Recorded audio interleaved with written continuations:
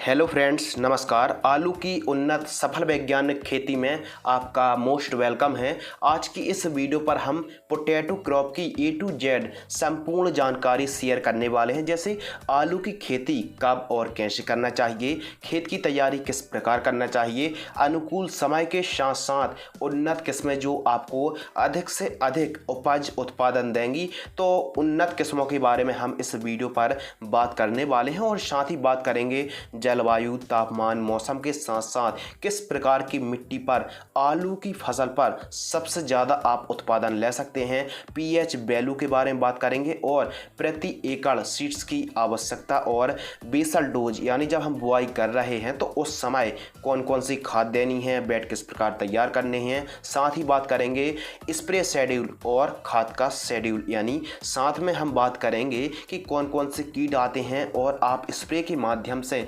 कैसे लंबे समय तक कंट्रोल और रोकथाम कर सकते हैं। साथ ही बात करेंगे लाइफ साइकिल, यानी आलू की क्रॉप बुआई से लेके हार्वेस्टिंग तक कितने दिन की यह फसल है और साथ ही आलू में लागत कितनी लगती है, उत्पादन कितना होता है, मुनाफा कितना होता है और साथ ही नेट प्रॉफिट आप एक एकड़ से कितना कमा सकते हैं। साथ ही बीज उपचार, क्योंकि जो आगे चल के पोटैटो पर पोटैटो स्कैब आता है तो बीज उपचार करना भी बहुत ही ज़रूरी है। तो बीज उपचार आपको कौन सी फफूंदनाशक से करना है जिससे आपको 101% रिजल्ट मिल सके, एवं आलू की फसल पर आने वाली सभी बीमारियां एवं डिजीज़ की रोकथाम एवं हर एक समस्या का समाधान आपको इस वीडियो के माध्यम से मिलेगा। और साथ ही बात करेंगे कि कंद यानी ट्यूबर बल्ब का साइज बढ़ाने के लिए आपको कौन सी टॉनिक, कौन सी खाद का इस्तेमाल किस स्टेज पर, कौन सी अवस्था पर करना चाहिए। तो इन सभी टॉपिक को डिटेल से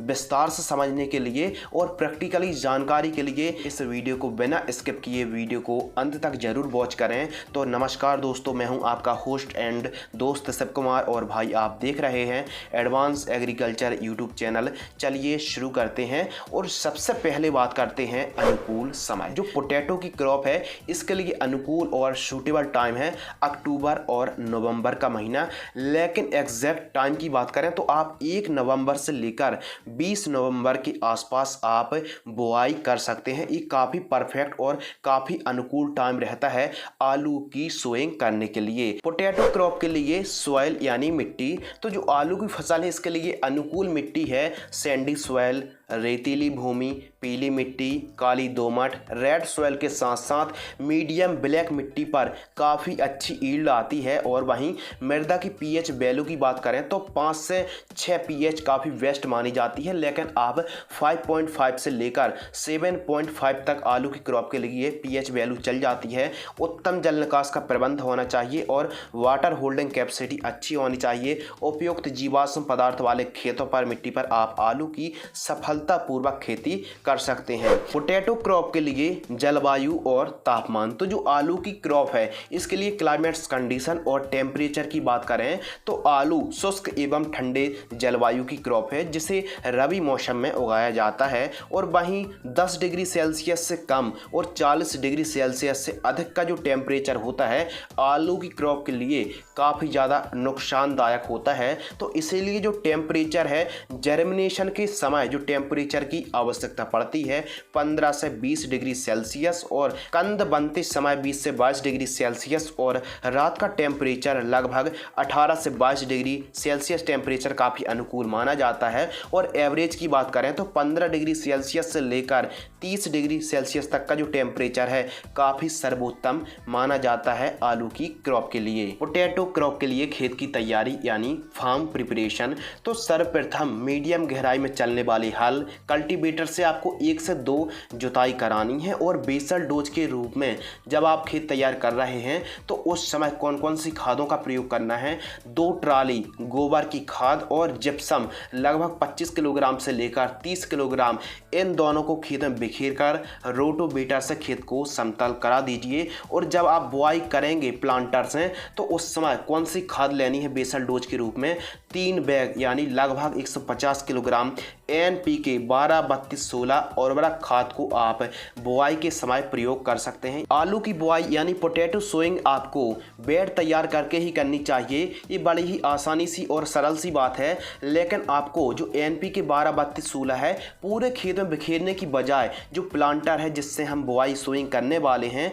तो उसी पर एक अलग से पेटी बॉक्स होता है जिस पर आप खाद और एक साथ सीड्स एक साथ खेत पर छोड़ सकते हैं। तो आपको NPK 12-32-16 उर्वरक खाद लगभग 150 किलोग्राम 3 बैग आप 1 एकड़ की दर से आप दे सकते हैं। जो वेट पर आप आलू की बुआई करने वाले हैं, वेट तैयार करके यदि आलू की बुआई करते हैं तो आपको काफ़ी अच्छा उपज और यील्ड प्राप्त कर सकते हैं। आलू की फसल एक कंद वर्गीय क्रॉप है जिस पर पोटास और फास्फोरस की अधिक आवश्यकता पड़ती है। वहीं वनस्पतिक बढ़वार पर नाइट्रोजन की अधिक आवश्यकता पड़ती है और जब कंद बन रहे हों तो उस समय पोटास और फास्फोरस की अधिक आवश्यकता पड़ती है। तो इसीलिए हमने NPK यानी नाइट्रोजन, फास्फोरस और पोटास की पूर्ति करने के लिए NPK 12-32-16 का प्रयोग कर रहे हैं। और जब हम खेत की तैयारी कर रहे थे तो उस समय जिप्सम की हमने पूर्ति कर दी है और साथ ही गोबर की खाद की। लीजिए, हमारा खेत एकदम पूरी तरह तैयार हो चुका है।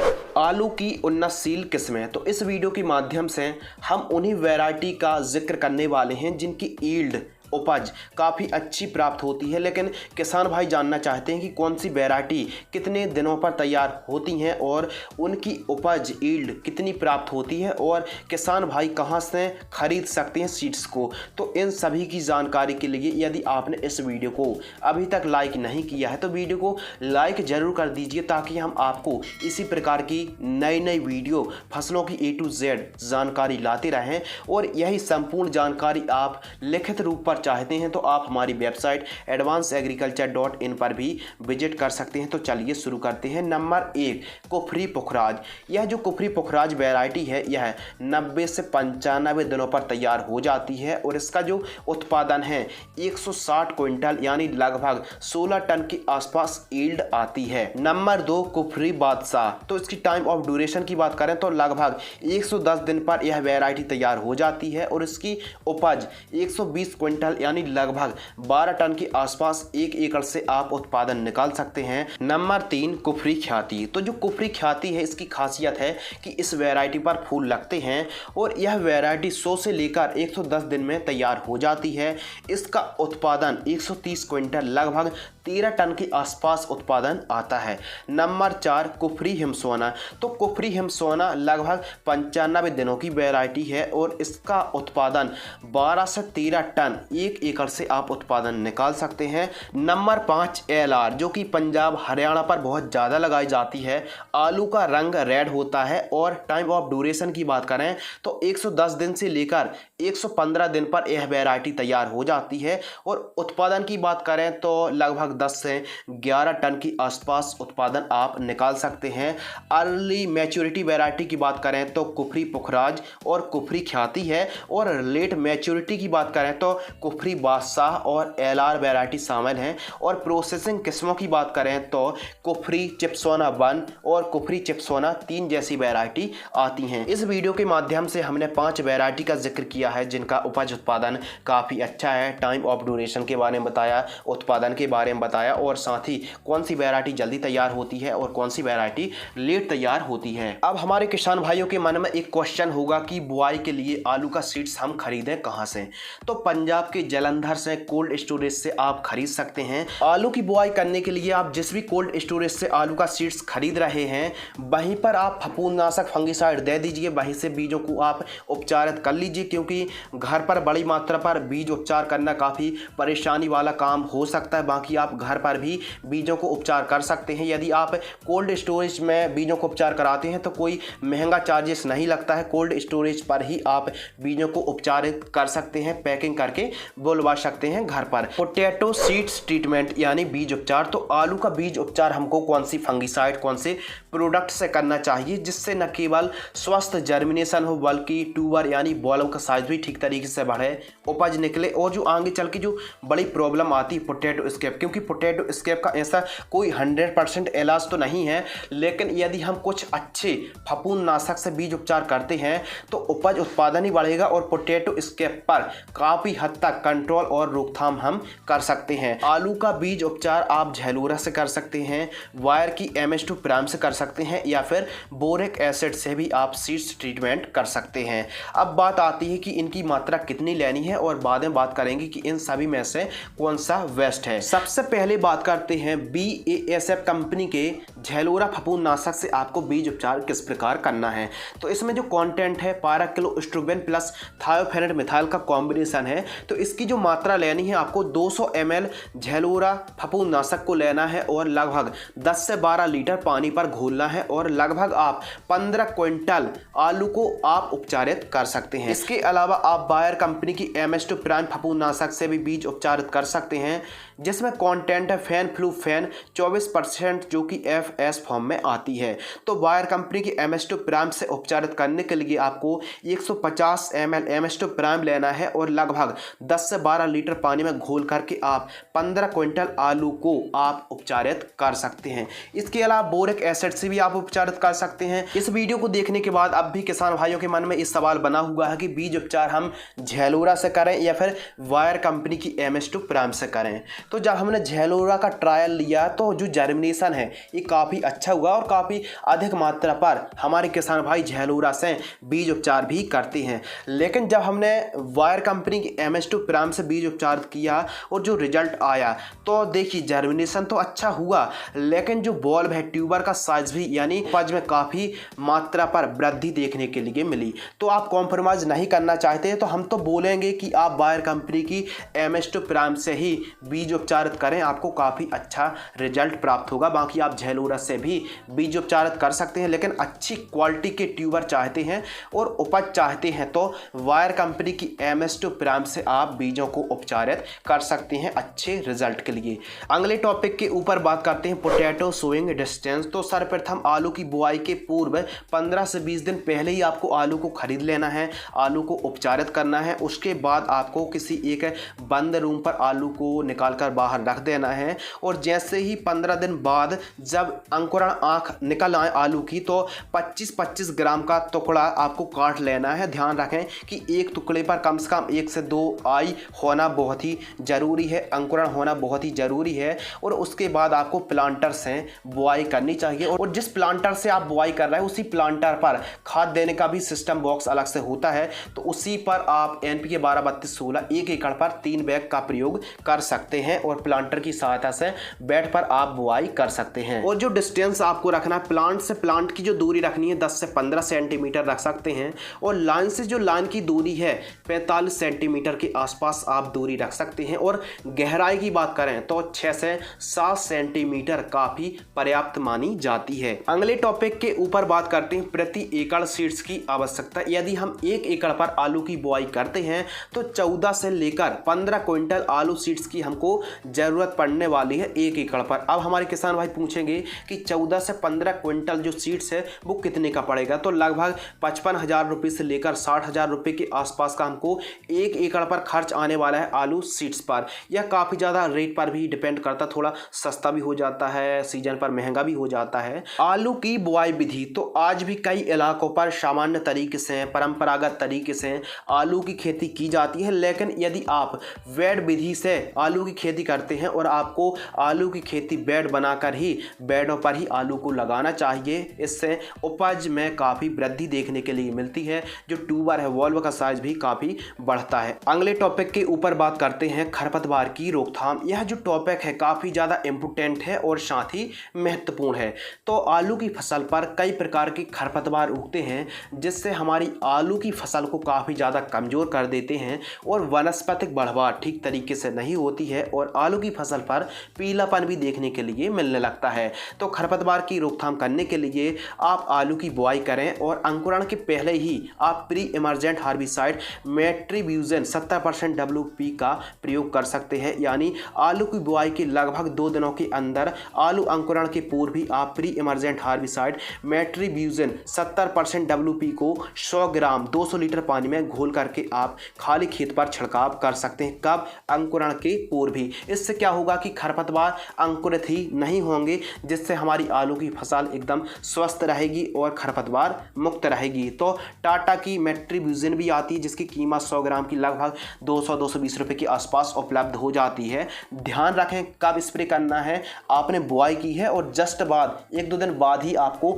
बुआई करके सिंचाई करनी चाहिए। अगले टॉपिक के ऊपर बात करते हैं सिंचाई यानी एरीगेशन सिस्टम। तो आलू की क्रॉप पर 6 से 7 सिंचाई की आवश्यकता पड़ती है और जो सिंचाई है यह डिपेंड और निर्भर करती है मिट्टी पर, यानी मिट्टी के हिसाब से ही आपको सिंचाई करनी चाहिए। कुछ मिट्टी पर थोड़ा ज़्यादा सिंचाई, कुछ मिट्टी पर कम सिंचाई पर भी आप आलू को सफलतापूर्वक उत्पादन निकाल सकते हैं। फर्स्ट सिंचाई आपको बुआई के जस्ट बाद करनी है और ठीक इसी प्रकार 7 से 8 दिनों के अंतराल पर आपको आवश्यकता अनुसार सिंचाई करनी चाहिए। अगले टॉपिक के ऊपर बात करते हैं लाइफ साइकिल। तो जो आलू की क्रॉप की लाइफ साइकिल है यह 90 से लेकर 110-115 दिन पर तैयार होती है। अब कुछ वैरायटी 90 से 95 दिनों पर तैयार हो जाती हैं, तो कुछ वैरायटी 110 से 115 दिन का टाइम लगता है। पोटैटो क्रॉप के लिए स्प्रे शेड्यूल, यह टॉपिक काफ़ी ज़्यादा इंपॉर्टेंट और महत्वपूर्ण है।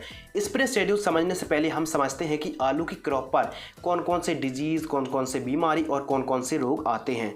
तो रोग डिजीज़ के बारे में बात करें तो एफिड आता है, रस चूसक कीट, एवं जैसेट के साथ साथ सफ़ेद मक्खी और कुछ क्षेत्रों पर हरी इल्ली का प्रकोप भी देखने के लिए मिल जाता है और जड़ों के पास वाइट ग्रैप की भी समस्या आती है। बीमारियों की बात करें तो आलू की फसल पर यदि कोई सबसे बड़ी समस्या है तो वो है लेट ब्लाइट। तो लेट ब्लाइट आता है, अर्ली ब्लाइट यानी अंगेती झुलसा और पछेती झुलसा के साथ साथ एंथ्रेक्नोज और पोटैटो स्कैब काफ़ी बड़ी बड़ी समस्याएं हैं। तो इनकी रोकथाम करने के लिए हम स्प्रे बता रहे हैं। तो फर्स्ट स्प्रे जब हमारी आलू की क्रॉप बुआई से 25 दिन की होती है तो हमको कार्बेंडाजिम 12% प्लस मैंकोजेब 63% WP फफूंदनाशक को 40 ग्राम लेना है, plus क्लोरपायरिफॉस 50% plus cypermethrin 5% EC 30 ml लेना है। इन दोनों को 15 लीटर पानी में घोल करके आपको स्प्रे कर देना है। आलू की फसल पर सेकंड स्प्रे, आलू की फसल बुआई से 40 से 45 दिन की होती है तो आप BASF कंपनी की कैब्रिटॉप फंगिसाइड 40 ग्राम 15 लीटर पानी में घोल करके स्प्रे आप कर सकते हैं। और यदि आपको लगे कि 40-50 दिन की फसल आलू की हो चुकी है और कोई भी फंगस का प्रकोप नहीं है, प्रिवेंटिव के लिए आप रेडोमिल गोल्ड यानी मैंकोजेब प्लस मेटालेक्सिल का 15 लीटर पानी में आप 30 से 40 ग्राम की दर से स्प्रे कर सकते हैं। और यदि आपको लगे कि आलू की फसल 40-50-55 दिन की हो गई है, लेट ब्लाइट का कहीं कहीं प्रकोप देखने के लिए मिल रहा है और आ चुका है लेट ब्लाइट, तो आप कैब्रिटॉप फंगिसाइड का स्प्रे आप ले सकते हैं। आपको जो अच्छा लगे, फसल की सिचुएशन को देखकर फसल पर कौन सी बीमारी है, कौन से न्यूट्रिएंट है, उसके हिसाब से आपको खाद और स्प्रे शेड्यूल चलाना चाहिए। पोटैटो क्रॉप पर फर्टिलाइजर शेड्यूल, तो हमको कौन सी कब कितनी मात्रा पर खाद देनी चाहिए जिससे हमारी आलू की फसल की वनस्पतिक बढ़वार भी अच्छी हो और बॉल्ब ट्यूबर का साइज भी बढ़िया बने। तो पहली खाद जब बुआई से 25 दिन की आलू की फसल होती है तो यूरिया लगभग 45 किलोग्राम और सागरिका दानेदार CBD एक्सट्रैक्ट 8 से 10 किलोग्राम, इन दोनों को मिक्स करके जड़ों के पास दे करके आप सिंचाई कर सकते हैं। आलू की फसल पर सेकंड खाद, तो आलू की फसल बुआई से 40 से 45 दिन की होती है तो यूरिया 20 किलोग्राम और अमोनियम सल्फेट 20 किलोग्राम, इन दोनों को मिक्स करके जड़ों के पास देकर आप सिंचाई कर सकते हैं। बहुत ही अच्छे रिजल्ट आपको प्राप्त होंगे। आलू के कंद का विकास, तो इस वीडियो के माध्यम से हम बताने वाले हैं कि जो आलू का कंद है, बॉल्ब है, ट्यूबर है, तो इसका विकास आप कैसे बढ़ा सकते हैं। और आपको लगे कि हमारी आलू की क्रॉप है बस बढ़वा ले रही है और ठीक तरीके से कंद नहीं बन पा रहे हैं, तो उसके लिए आपको क्या करना है कि जब 60 से 65 दिन की क्रॉप होती है तो सॉइल एप्लीकेशन के साथ 80 ml कल्टार यानी पेक्लोबुटराजोल 30% SC को लेना है 80 ml और बोरॉन V20% वाली को लेना है 250 ग्राम। इन दोनों को रेत में मिलाकर आप जड़ों के पास देकर सिंचाई करें और उसके बाद खुद आप रिजल्ट देखेंगे, बहुत ही अच्छे आपको रिजल्ट और परिणाम प्राप्त होंगे। अगले टॉपिक के ऊपर डिस्कस करते हैं उत्पादन यानी प्रोडक्शन। तो आप 1 एकड़ पर 15 से 16 टन यानी लगभग 150 क्विंटल से लेकर 160 क्विंटल के आसपास आप 1 एकड़ से उपज निकाल सकते हैं। अब बात करते हैं मुनाफा, यानी 1 एकड़ पर आप आलू की खेती करते हैं तो कितना कमा सकते हैं। यह काफ़ी ज़्यादा रेट पर डिपेंड करता है, लेकिन आप 1 एकड़ पर 1,50,000 रुपये से लेकर 1,70,000 रुपये के आसपास आप 1 एकड़ से कमा सकते हैं। पोटैटो क्रॉप पर एकड़ कॉस्ट, यदि आप 1 एकड़ पर आलू की खेती करते हैं, जो लागत लगने वाली है 60,000 रुपये से लेकर 70,000 रुपये के आसपास आपको 1 एकड़ की लागत लगने वाली है। जानते हैं कैसे? जो आलू का सीड्स है, लगभग हम जब 15 क्विंटल आलू की बुआई करने वाले हैं, जो सीड्स लगभग 60,000 रुपये और 10,000 रुपये खेत तैयार करने से लेके बुआई और हार्वेस्टिंग तक स्प्रे शेड्यूल, लगभग 70,000 रुपये का खर्च हमको आने वाला है 1 एकड़ पर। अब नेट प्रॉफिट की बात करें तो 1 लाख रुपये आप 3 महीने पर 1 एकड़ से कमाई कर सकते हैं, यानी लगभग 90-100 दिनों पर आप 1 लाख 1 एकड़ से कमा सकते हैं। यदि आप आलू की खेती 8-10 एकड़ पर करते हैं तो केवल 3 महीने पर आप 8 से 10 लाख रुपए आप कमा सकते हैं। भारत में आलू का अधिक उत्पादक करने वाले राज्य गुजरात, पंजाब, हरियाणा, यूपी, उत्तराखंड, हिमाचल प्रदेश के साथ साथ झारखंड शामिल हैं। अगले टॉपिक के ऊपर डिस्कशन करते हैं पोटैटो सीड्स रेट। तो जो 50 केजी का बैग आता है, लगभग 1800 से 2000 रुपये के आसपास 50 केजी का बैग पड़ता है, यानी लगभग 4000 रुपये क्विंटल के आसपास सीड्स पड़ता है। और 1 एकड़ पर 14 से 15 क्विंटल हमको सीड्स लग जाता है, लगभग 60,000 रुपये का सीड्स हमको पड़ता है। पोटैटो हार्वेस्टिंग, जब आलू की क्रॉप पककर तैयार हो जाए तो जो आलू की हरी शाखाएं होती हैं